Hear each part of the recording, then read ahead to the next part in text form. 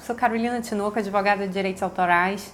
Estou na área há muitos anos. Sempre gostei muito dessa coisa artística, tudo ligado à arte, tudo ligado à cultura. E acabei no direito. E dentro do direito eu precisei buscar alguma coisa que me ajudasse a aproximar dessa área. E acabei conhecendo o direito autoral e me apaixonei completamente. Hoje em dia estou com novos projetos, comecei a trabalhar até mesmo com fotografia. No início como hobby, agora já tenho um projeto de trabalhar profissionalmente, mas não consigo largar o direito autoral. Até fiz um mestrado na área, não exatamente em direito autoral, porque eu não tinha essa linha, mas dentro do direito internacional na UERJ. E aí fiz minha pesquisa toda em direito autoral porque era o tema da minha dissertação. E até hoje eu gosto muito de discutir, estudar, ensinar e falar, debater sobre direito autoral. Então espero que eu possa ajudar um pouquinho aqui a você a esclarecer suas dúvidas. Qualquer coisa manda pra gente que a gente fala mais um pouquinho.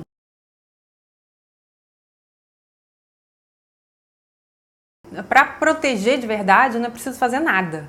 E a questão principal não é como proteger, mas como provar que aquela foto é de determinado fotógrafo. Isso porque a partir do momento que a foto foi criada, e isso não vale só para foto, qualquer obra de arte, a proteção é automática. Não é necessário fazer nenhum tipo de registro, como eu vejo algumas pessoas falando por aí. Pelo contrário, a lei ela criou isso dessa forma, não só a lei, mas em tratados internacionais há essa regra também, exatamente para proteger o artista que acaba sendo mais vulnerável nessa situação. Então, a questão principal não é a de proteção, e sim a de prova, a prova da autoria. Provar que determinada foto é de determinado artista, de determinado fotógrafo. Hoje em dia, há várias formas de fazer isso. O registro é apenas uma delas. O registro que seria o registro oficial, digamos assim, que é o da Biblioteca Nacional ou na Escola de Belas Artes da UFRJ, que seria o que, para fotografia, a lei determina hoje em dia. Mas há outras formas mais simples e menos custosas, como mandar uma carta para si mesmo. Isso dentro do direito autoral é muito falado, mas a primeira vez que eu ouvi eu achei curioso e o leigo certamente não tem muito acesso a essa informação, que é pegar uma carta, escrever, botar como remetente destinatário a si mesmo, mas tem que lacrar a carta, não pode ser aquela carta colada com cuspe, digamos assim. Tem que ser uma carta que se for abrir, o lacre vai rasgar aquele envelope. E coloca aquela foto ali dentro, manda para si mesmo e não abre, deixa lá guardadinho, anota qual é a foto por fora. O correio ele tem fé pública, então qualquer problema que venha acontecer em relação àquela imagem no futuro, tem a possibilidade de se apresentar aquela carta e mostrar, olha, desde essa data eu tenho acesso a essa imagem. Será que essa outra pessoa tem acesso que está discutindo desde essa data? Então, isso é um ponto a favor. Outra forma seria no registro de títulos e documentos, mas eu acredito que seja mais complicado, porque uma vez eu tentei fazer o registro de uma seção de direitos autorais lá e o cartório já achou meio complicado, disse que tinha que ser no local dos direitos autorais, enfim, eu não levei o negócio à frente, estava só me informando. Então eu acredito que se alguém chegar com uma imagem lá vai criar algum problema, mas mais uma forma, que é a mais simples de todas, é a publicação. A partir do momento que uma imagem é publicada em um jornal ou qualquer veículo idôneo hoje em dia, com a data da publicação e os créditos do autor, presume-se que desde aquela data, aquela pessoa é tida como fotógrafo daquela imagem, ou seja, o autor daquela obra. Seria uma forma de prova, que desde aquela data, as provas sempre são muito ligadas a isso. Desde aquela data a pessoa tinha acesso. A única prova que muda um pouquinho seria guardar aquelas fotos em estado bruto, que corresponderia ao negativo de antigamente. Hoje em dia as fotos na sua maioria são feitas digitalmente e aquela sequência de fotos tiradas naquele momento, só o artista tem aquilo, só o próprio fotógrafo. Quem estiver discutindo uma foto, pode ter uma, pode ter duas, mas não vai ter 20. Nesse ponto, já vi perguntas, tá, mas então eu não posso renomear minhas fotos? Não, isso não tem absolutamente nada a ver. É você ter aquela sequência de fotos e métodos que possam ajudar a explicar por que você é o autor de determinada foto. Por exemplo, determinado objeto que está na foto é meu, né? Determinada pessoa eu contratei com ela. Então, são provas circunstanciais que apontam de que aquela foto de fato era sua.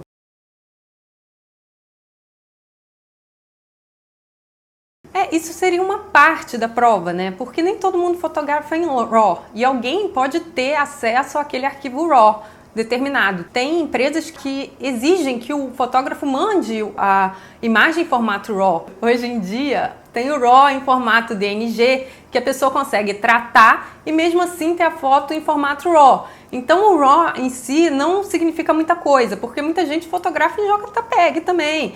E pode ser uma fotografia por celular e não significa que não possa se considerar uma obra de arte. Então, o que vale mesmo são as provas circunstanciais e nada melhor do que aquela sequência de fotos das 25, porque às vezes a pessoa em um clique consegue fazer a foto, mas ela tem fotos de locais próximos também que foram feitas naquele dia, não precisa ser exatamente a mesma imagem. Então, é mais essa coisa circunstancial do que o formato em si do arquivo.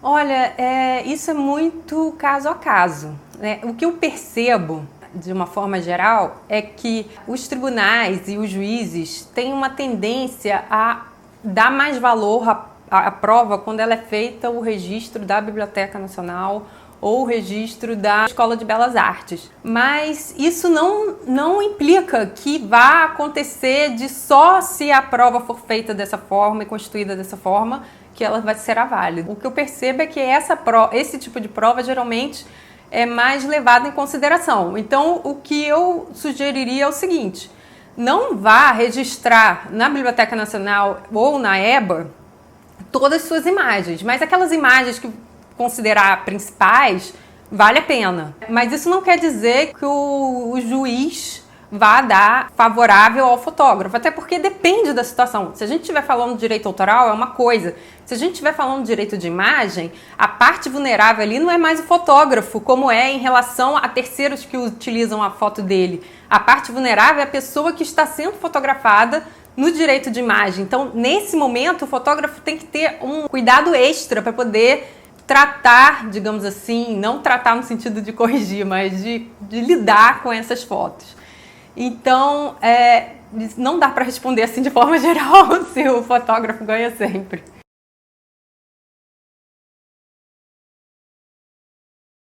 A questão do portfólio ela é muito levantada também. A princípio, todo o uso de imagem precisa de autorização, sim. Eu digo a princípio porque há casos minuciosos assim de figura pública, dependendo da situação, que ele estiver dando uma palestra pública. Por exemplo, em casos de discursos públicos, a pessoa falando ali numa situação pública, então presume-se que é possível fotografar ali sem autorização, porque há uma espécie de autorização tácita. Mas, a princípio, quando se contrata em casos de ensaio, para usar em portfólio, eu aconselharia ter o contrato assinado também, escrito, ter o contrato escrito também, não somente o contrato verbal. E porque isso pode dar um problema sério. Em relação ao direito autoral, o autor, ele é mais protegido em relação à sociedade, em relação a quem vai fazer o uso da obra dele. E é feito assim para que ele não tenha que se preocupar, porque artista geralmente não se preocupa com esse tipo de coisa e quando vê o problema chegou. Sabendo-se disso, estudos e debates feitos desde o século XIX acabaram criando regras nesse sentido de favorecer ao autor. Só que quando se fala de direito de imagem, que é um direito considerado direito da personalidade, que é o direito da pessoa fotografada, o artista ali que tem que tomar cuidado com aquele direito. Então, para tudo que não for autorizado, em tese, é proibido, no caso do direito de imagem. É claro que se a pessoa chega e posa para foto numa situação, por exemplo, de uma festa, num evento, ela espera que no site do evento, ou se você tiver ali, se apresentou como um jornalista, que saia naquele jornal. Mas antigamente o portfólio ele era impresso e se levava no local onde ia apresentar o portfólio. Hoje em dia o portfólio ele fica muito na web. Então, a partir do momento que ele está na internet, não é só aquela pessoa que vai te contratar ali no seu estúdio ou no escritório dela que está vendo aquela foto. Qualquer um pode entrar ali e ver. E isso já cria um novo problema, porque a pessoa pode não se importar que você mostre para seus clientes, mas não quer que todo mundo veja a foto dela na internet. E além disso, o fato dela estar na internet, ela está muito mais vulnerável a ser copiada. Então, se ela for copiada e for feito um uso daquela foto indevido, que tanto o artista não goste, mas também a pessoa fotografada não goste, o artista tem uma responsabilidade por ter colocado a foto ali. Ela não vai procurar quem violou, ela vai procurar o artista. Então, por mais conservador que seja, pensar sempre em ter um contrato escrito, eu aconselho que seja feito um contrato escrito, sim, sempre que possível, para a própria proteção do fotógrafo.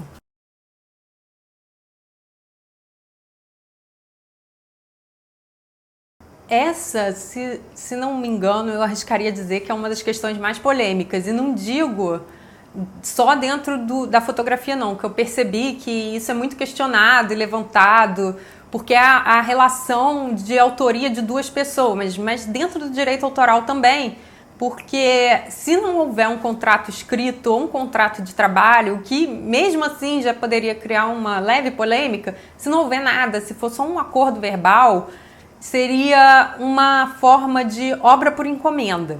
Então, da mesma forma em que o fotógrafo principal tem como cliente aquela pessoa que chamou ele para fotografar, o fotógrafo auxiliar tem como cliente o fotógrafo principal. Então, o autor está sempre muito resguardado em relação a terceiros, inclusive outros autores. Então, a partir do momento que o fotógrafo auxiliar, vai lá e faz o clique e ele decide que condições, que ele falou a foto final é desse jeito, ele é o autor daquela foto. E o fotógrafo principal não pode exigir que ele simplesmente entregue o cartão e baixe tudo e não fique com nada. Apesar disso ser uma prática. Isso é uma prática que funciona muitas vezes porque ou a pessoa não sabe, ou então porque é interesse dela não se queimar, aquela coisa, está começando, conseguir outros trabalhos, aí não se importa. Mas em tese, dentro do direito, o fotógrafo auxiliar pode exigir de só entregar aquelas imagens depois que ele visualizar, tratar e selecionar para ver o que ele quer entregar, porque vai que saiu uma coisa muito ruim ali e ele não quer entregar aquilo para o fotógrafo principal. Se ele falar assim, você também não vai tratar minhas fotos, pode criar um conflito, geralmente há essa forma, mas ele tem o direito de bater o pé e dizer as fotos não vão ser tratadas por mim. E além disso, mesmo que não tenha todos esses problemas, o fotógrafo auxiliar, ele tem direito, e esse direito ele não pode nem abrir mão, de ter os créditos dele lá. Então, vamos dizer que o fotógrafo principal tem uma marca e ele publica aquelas fotos sobre uma marca, coloca na web, e aí fotografia X. E aí o fotógrafo auxiliar que fez aquela foto tem o direito de ter o nome dele ali também. Quem fez a fotografia X? A fotografia X é uma marca. Quem está por trás de uma marca? A autoria não é da empresa, digamos assim. A autoria é de uma pessoa física, de uma pessoa humana. Então, esse nome de pessoa humana tem que estar lá também.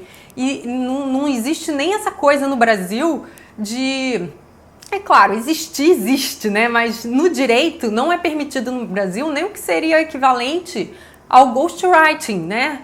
Como se a pessoa fosse fotografar e dar os créditos para outra colocar, mesmo por contrato escrito, isso não é válido. Crédito está fora de negociação. Agora, a outra parte, por contrato escrito, para poder dizer o que vai ser entregue, o arquivo bruto, no cartão, ou então, depois que selecionar, ou quem vai tratar aquelas fotos, porque o fotógrafo principal só vai poder tratar aquelas fotos com autorização expressa.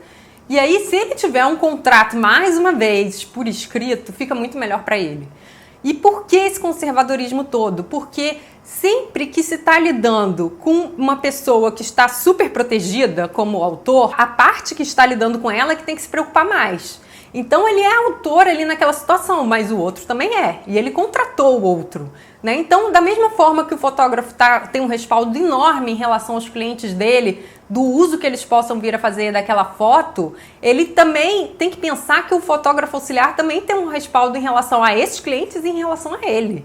E a lei, ela foi feita dessa forma, né? A norma, o estatuto jurídico, digamos assim, do direito autoral, que engloba muito mais do que a lei, e que também há a presença em tratados internacionais e que, de uma forma geral, isso tem certos requisitos que são quase que internacionalmente aceitos, porque a maioria dos países assinaram tratados internacionais dizendo, por exemplo, que a criação basta para poder haver proteção daquela obra.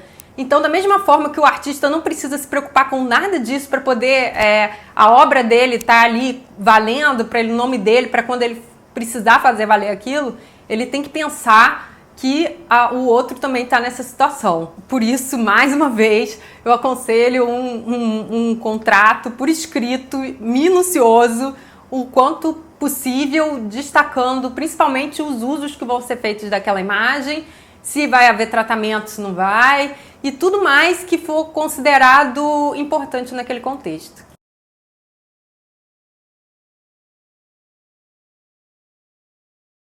Eu aconselho que sim, principalmente se for um trabalho que envolva muita visibilidade e uma coisa assim que ele está investindo muito tempo, muito dinheiro, porque parece que eu estou puxando sardinha para o meu lado, mas não é. É uma questão de conhecimento técnico. Pelo que eu vejo de fotografia, do uso que é feito de imagem hoje em dia, é possível dar problema? E quando dá, pode dar um problema enorme. Mas eu não sou estatística nem nada, mas me parece que na maioria das imagens não dá problema, mas é porque as pessoas ou não sabem que tem aquele direito para exercer ou não ligam, porque todo mundo copia imagem todo dia no Google e não tem nem noção que aquilo tem direito autoral ali por trás. Quando um fotógrafo está muito preocupado em cuidar daquela imagem e não tem nenhum problema, seja em relação à pessoa que está sendo fotografada ou a terceiros que possam fazer uso daquela imagem, acredito que contratar um advogado para dar uma assessoria jurídica, para de repente desenvolver um contrato específico para aquela questão, porque às vezes a gente fala assim, e modelo? É possível fazer alguns modelos, mas há situações que são muito específicas, como, por exemplo, se envolver menor, muda tudo. Uma vez chegaram para mim para tirar dúvidas a respeito de imagens que envolviam índios, silvícolas, que a gente fala no direito. E aí também é outra abordagem, porque essas pessoas elas acabam sendo também muito mais protegidas do que a pessoa do dia a dia. A imagem delas é muito mais protegida ainda. É preciso ter cuidado porque há certas coisas que a gente não consegue nem prever para dizer, por aqui você está coberto. Não, às vezes o caso concreto ele é muito mais esclarecedor do que uma tese geral.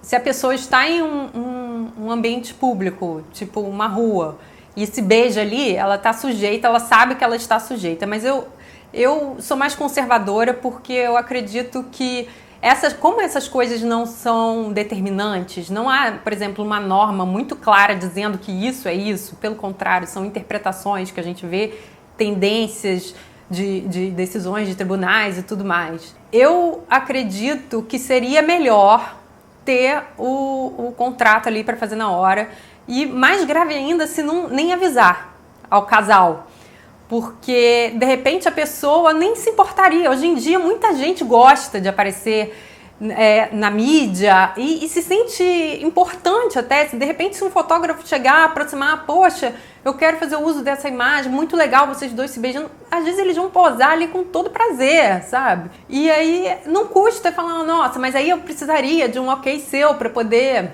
Põe a culpa no advogado, ou no chefe, ou na empresa, mesmo que você seja autônomo, porque às vezes pode parecer agressivo você chegar, mas eu preciso que você assine, mas fala, nossa, por mim eu nem assinava, mas o meu chefe manda eu assinar, eu tenho que apresentar para ele, senão eu não posso usar as fotos.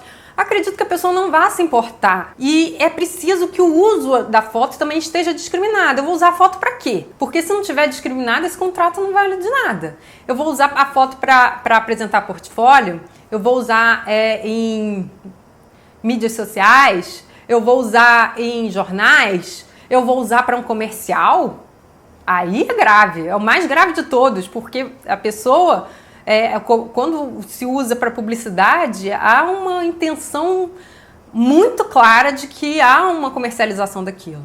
É claro que se ele autorizar para comercial, não há problema nenhum, né? Se ele não se importa. Mas geralmente as pessoas, quando é para comercial, elas querem ganhar também alguma coisa ali e eu acredito que seja justo. Então, eu desaconselho que essas fotos sejam feitas dessa forma, para não criar conflitos futuros. Eu não poderia também bater o martelo aqui e dizer, mas se eu não fizer assim, eu tô completamente... Pode acontecer, e se eu fizer um contrato, não pode acontecer de alguém entrar com uma ação contra mim. Qualquer situação da vida pode acontecer de uma pessoa entrar com uma ação contra outra.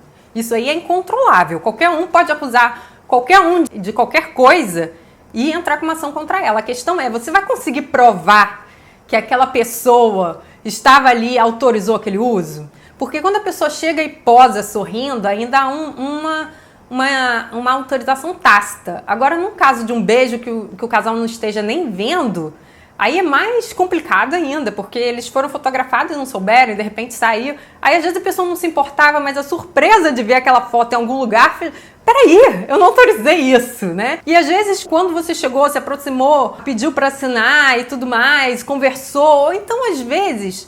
E aí eu tô dizendo, se a situação você vê que não vai dar para assinar... só conversar e falar, olha, eu só vou usar para pôr no meu site. Como ele posou, é mais fácil você dizer, olha, teve uma autorização aqui, mas se você pegar aquela foto e usar para publicidade ou usar para algum outro meio que possa ser configurado um uso comercial mais forte, eu acredito que a chance de problema é maior. Hoje em dia, como há fotografia o tempo inteiro, as pessoas são filmadas, fotografadas na rua, baixam o tempo inteiro foto no Google. Então eu acredito que há pouco problema de fotografia hoje em dia pela quantidade de uso, de troca, de tudo mais. Mas é aquela coisa, eu estou instruindo vocês para poder ser o mais precavido possível. Então eu, como fotógrafa, não faço isso. Eu prefiro chegar, perguntar e falar, olha, vem, assina aqui, já tá com o contrato ali, ou então, a gente combina, eu não estiver na hora, ou então eu não uso, porque há outras fotos a serem usadas que possam não trazer algum problema.